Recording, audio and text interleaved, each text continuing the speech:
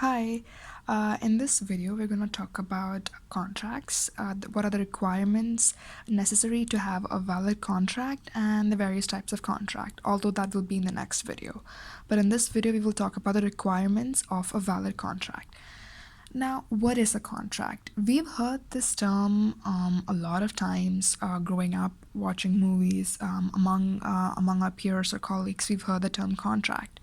A contract is a promise or set of promise which would be done, and most of the time in movies you would see that people would sign a document. That's a surface level knowledge of contract. But not all contracts, what we seem to think is a contract, is a contract. Because if four of these requirements are not met, then you cannot take the contract up to court for an appeal.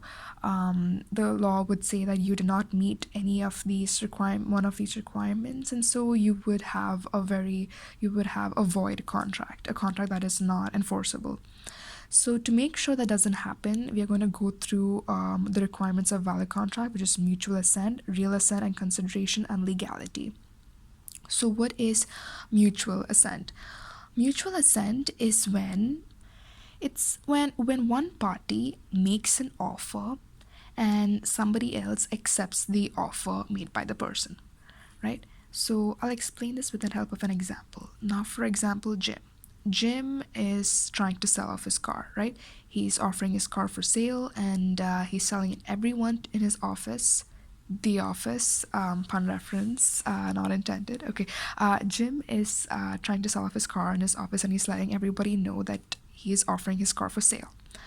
Dwight, his colleague, is looking for a car, and he has accepted Jim's offer. He is ready to he is considering to buy Jim's car. So there is offer and there is acceptance. He accepts his car in return for something else. Okay, so this is when mutual assent is formed. Only if both of these elements are formed is when mutual assent is formed, which thereby leads to a valid contract, right? But if Jim is offering his car and nobody wants it, mutual assent is not formed because no one has accepted his car yet. So that's what mutual assent is. Now, what is real assent? Real assent is when the parties that come into contract should consent to the contract freely, and that person must have adequate knowledge and must have capacity, and everything required about the contract the parties should know about.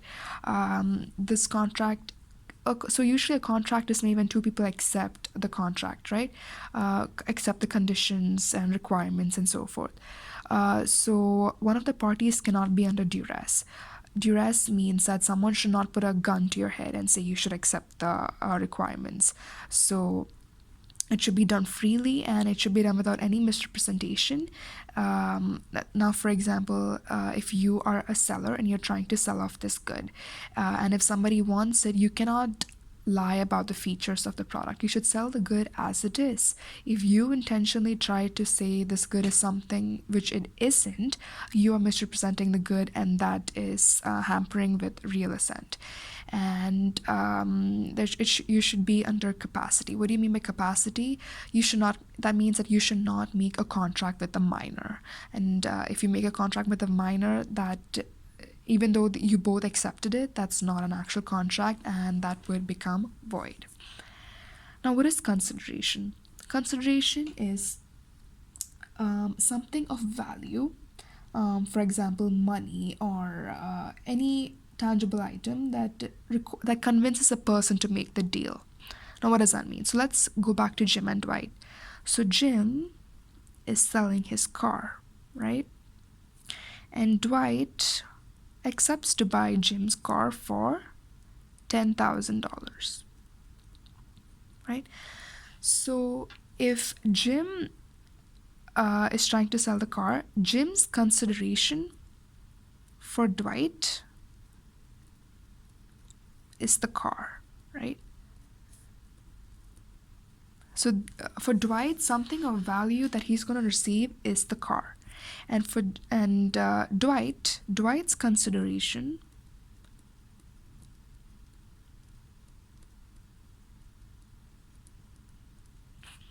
is the $10,000 that he is offering to Jim. So in this contract, both of them are receiving something valuable that they want, right? So Jim is selling the car. So Jim's consideration, what he's offering to Dwight, right, is the car.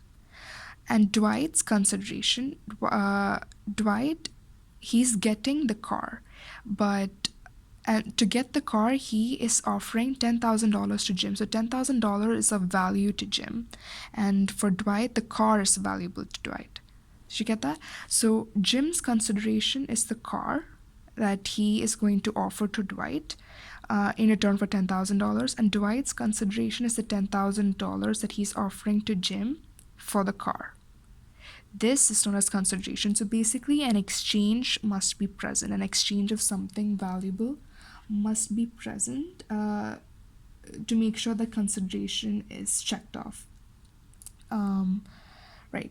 And then the last one is legality. This is the most easiest requirement, although one should make sure that everything is in place for legality. What I mean by legality is that the contract that you are trying to pursue must be legal in nature. It should not be illegal, something that the government does not approve of. If the government does not approve of something, even if you have all of these three requirements followed, it cannot be a valid contract. It should be something under the lease of law. If it's under law and if you have followed all of these elements, then you have a valid contract. So if one of them is not present, you don't have a valid contract there. If you have mutual assent, real assent, and legality, and there's no consideration, then there's no valid contract. All four of these requirements must be met to have a valid contract, right? So let's just go through this again. So for the requirements of a valid contract, to make sure that you can take a contract to court or something, you need to have first mutual assent. You need to have offer and acceptance in place. Someone's offering a product and somebody else accepts that product, so there's offer and acceptance. That's it. And for real assent, the contract must be done freely within the party's own capacity. Nobody should be forced into it, and you cannot intentionally misrepresent a good, and it should be done within a capacity, within a legal capacity. That means you should not do a contract with a minor, and no one should put a gun to your head for you to accept into this contract. A consideration, that is a bargain. Each party must offer something that is valuable for the other party. So in this case, Jim's consideration for Dwight is the car that he's going to give Dwight, and Dwight's consideration is the $10,000 that he'll offer to Jim in exchange for the car.